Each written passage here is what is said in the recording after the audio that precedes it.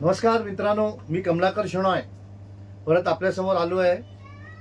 आज मी BSTच्या smart meters बद्दल आलो आहे आणि आमचे उमरखाडी डोंगरी इथले रहिवासींनी मला कॉन्टॅक्ट केला आहे की ते चीज बंदरला बाजाराच्या समोर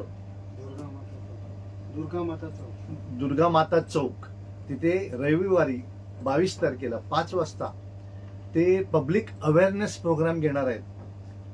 स्मार्ट मीटर्ससाठी पब्लिक अवेअरनेस प्रोग्राम संडे म्हणजे रविवारी 22 तारखेला 5 वाजता दुर्गा माता चौक डोंगरी मार्केटच्या समोर हे BST स्मार्ट मीटर्स बद्दल लोकांचं जागृती करण्यासाठी तिथे आम्ही मीटिंग घेणार आहोत.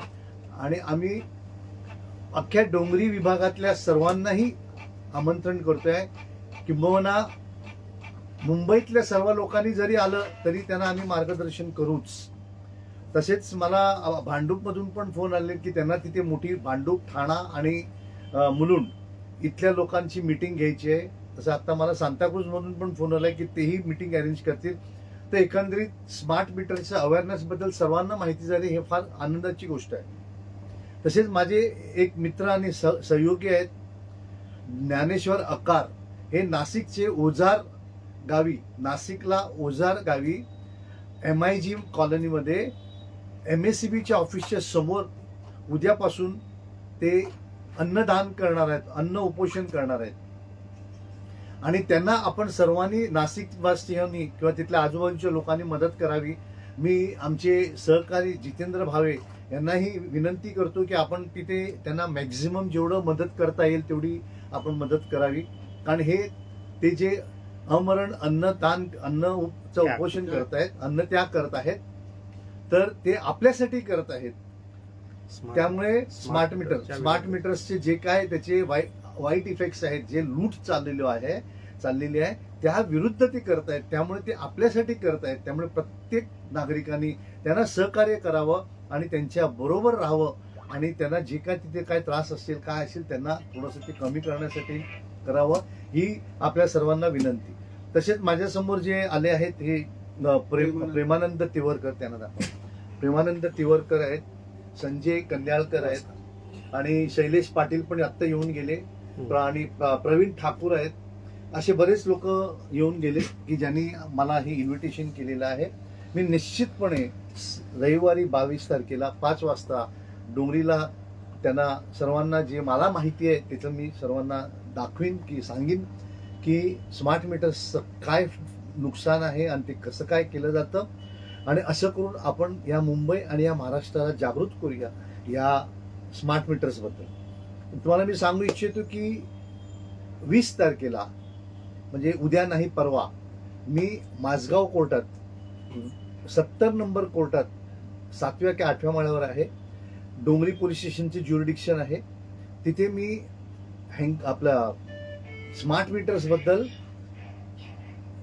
जनरल मॅनेजर BSTनं आरोपी केलाय, MERCच्या मेंबर्सना आरोपी केलाय आणि ॲडिशनल म्युन्सिपल कमिशनर सिटी यांना आरोपी केलाय.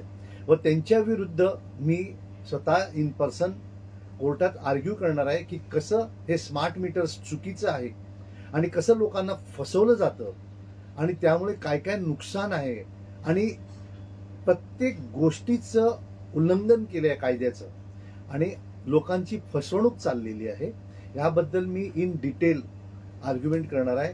जर कोणाला यायचं असेल तर त्यांनी माझगाव कोर्टात 70 नंबरमध्ये 11 वाजता यावं आणि तुम्हाला जे योग्य वाटेल ते ऐकावं, त्याचे नोट्स करावे, जेणेकरून तुम्ही त्याचं जास्तीत जास्त लोकांना तुम्ही सांगू शकाल आणि या स्मार्ट मीटर्सबद्दल खरं काय खोटं काय लोकांना कळेल. मी विनंती करतो परत की ज्ञानेश्वर अकार जे उपासाला बसलेले आहेत त्यांना आपण सर्वांनी मदत करावी. ते आपल्यासाठी बसलेले आहेत आणि आपलं कर्तव्य आहे. जर माझ्याकडे परवा मॅटर नसते तर मी नाशिकला जाऊन त्यांच्याबरोबर बसलो असतो काही वेळ, परंतु परवा माझी आर्ग्युमेंट असल्यामुळे तिथेही माझं जाणं गरजेचं आहे, मला अभ्यास करणं गरजेचं आहे. तर ह्या माध्यमातून डोंगरी रहिवाशांनाही विनंती करतो की रविवारी सर्वांनी या आणि एकत्र जिथपर्यंत आपण प्रत्येक नागरिक, हर नागरिक को साथ में आना है नहीं तो इस मुंबई को बर्बादी की तरफ लेके जाने वाले हैं हमारे आमदार, हमारे खासदार, हमारे कॉरपोरेटर, हमारे आईएएस, हमारे आईपीएस।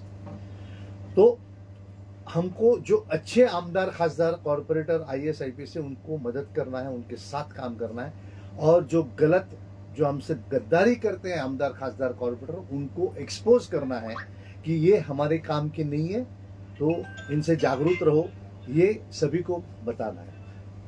मित्रांनो, प्लीज संडेला जागृत व्हा, आपापल्या ठिकाणी सर्वांना ज्ञान द्या आणि आपण प्रत्येक जणांना स्मार्ट मीटर्स बद्दल ज्ञान देऊ आणि मुंबई, महाराष्ट्राला आणि या देशाला या स्मार्ट मीटर्सच्या कचाट्यातून वाचवण्याचा प्रयत्न करू। त्याबद्दल तुमच्याकडून मी संपूर्णपणे सहकार्य अपेक्षा करतो आणि आपण सर्व काय सहकार्य द्याल म्हणून मी आपली रजा घेतो। जय हिंद।